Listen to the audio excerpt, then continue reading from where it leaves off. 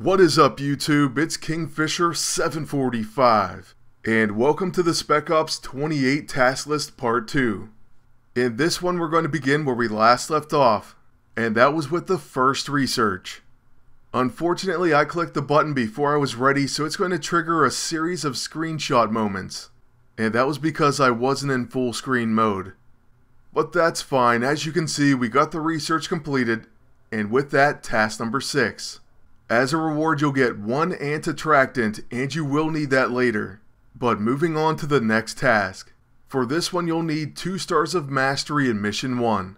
Hopefully it pops up completed for you, and you'll get 15,000 silver as a reward. Alright, so we're quickly moving through this set. And now on to the Suit Makes the Man 8 of 25. Free the pheromones. Use the Attractant in combat. And you will have to do that 3 times. What this means is you'll have to go to the store and purchase whatever you're missing. Make sure you have 3 of these items. I figured I'd only have 1, but it said I already own 2. So we'll buy 1 more and then take it into combat. Quake is once again on my team, and we'll see what level we have her at. Even though it won't matter because we're going to have to use Attractant. In fact, we'll just spam that item. And we get through all 3 uses right away. After this, feel free to kill the enemies any way you want. Simply get through the battle and you'll get credit. Even if you fail, you'll get credit. And you can do this outside of Spec Ops if you want. I'll be honest with you, this time around I have a lot of unstable iso-8 because I can collect gifts once again. So I'm not even worried about it. In fact, I forgot how easy it was if you can collect 50 unstable iso-8 as gifts a day. It makes the Spec Ops so much faster. But these PIM tech components aren't dropping, so that's probably my biggest complaint. The drop rate must be terrible, or I'm having extremely bad luck. I've done every single deploy so far and haven't gotten a single one. So let me know if you're having the same problem in the comment section below. Alright though, that's going to be the end of this fight, and I believe task number 8. So we're already 3 tasks through the next 5. And as a reward, we're going to get 1200 XP. Then for task number 9, we have to fight 5 PvP battles. It just says fight them so you don't have to necessarily win. And you can even do it in practice. But of course, we're going to do it in the regular tournament, and it will count. Now I'm not even kidding, after winning the first 4, for our 5th fight, we get a 30k Enchantress team. So talk about bad luck. And for some odd reason, she almost always seems to go first. The bad news is their stats and Enchantress, but the good news is we have magic warding. So that's certainly going to help us out, especially since they have Gnaw also. Magic warding is an absolute lifesaver, and we're getting it from the Skeptic. It's actually going to stop Gnaw's Meteor Swarm, as you're going to see. So with our extra turn, my agent used the Blackest Void, and then Enchantress continues her assault. So with our next turn, which is another big and fast proc, we use the Skeptic, but hit our own Thor. So after that, we're going to go ahead and use the Rapier on Enchantress. I'll be honest with you, I may have to go ahead and put the Satellite Support on because I hate hitting my own teammates. And that's happening more and more. But following this turn, Gnaw does use World Breaker. And as you're going to see, we don't have any Meteor Swarm. I mean, don't get me wrong, she does have the Mighty Shroud, but my agent also doesn't have Meteor Swarm. But anyways, with Black Widow, we're going to use the Widowmaker. And then we'll use our Flying Kick. It does a pretty nice hit, but unfortunately the agent isn't stunned. Then, as if there isn't enough disoriented, he goes ahead and uses the Blackest Void.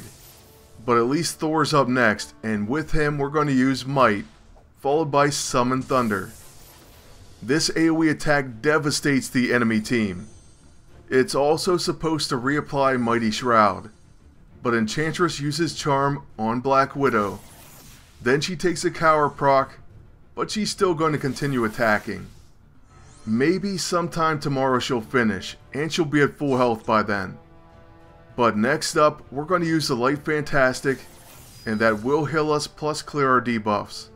So in other words, a pretty quick turn from our agent. After that, we get a Fatal Fist, but it heals us. And we also counter Null. So this is going to leave Black Widow to down the enemy agent. And then with Thor, we'll use an Empowering Strike on Null. But sadly, we miss. Okay though, we're not done. We're going to get a Rapier follow-up, and that does knock him out. So yeah, we only have Enchantress left, but it's still going to be an annoying battle. And this fight is proving to be longer than all the other tasks combined. When you include the other 4 fights, it's by far the longest. But this is our 5th and final one. I guess at least that's the bright side. And we're going to hopefully set up Enchantress for an Atom Smasher. Trust me, we may need it to finish her. In fact, Black Widow is charmed so she loses her turn. And then with Thor, we really are considering using Summon Thunder.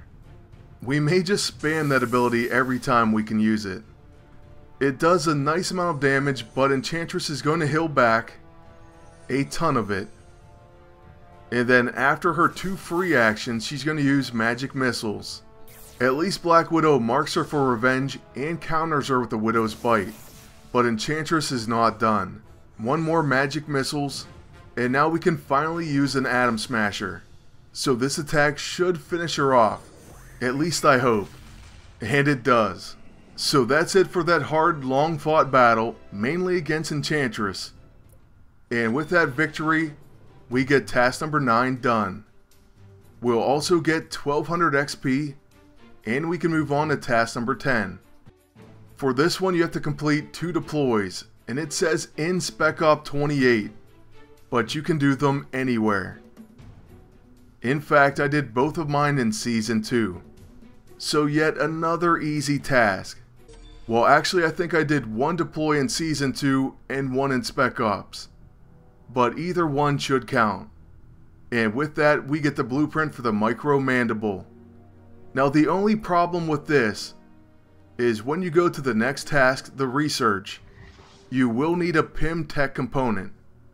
And these just simply are not dropping. The other alternative is of course to buy it for 3 gold. So you can either go back through, run the missions, do the deploys, and hopefully get lucky on the roulettes. Or you can be impatient, like me, and purchase it. I actually will be rerunning some of these missions in the future to pick them up, but for the sake of video purposes, we're going to try to get this research started now. So yes, the reward is going to be 15,000 silver, and when you go to the lab, the cost is going to be 12 hours, 40 unstable ISO 8, and 5,000 silver. So we'll go ahead and get that one started, and we'll be back in a little over 12 hours. That's going to be it for part 2, but I would like to thank you all for watching, and ask you to please like, comment, and subscribe.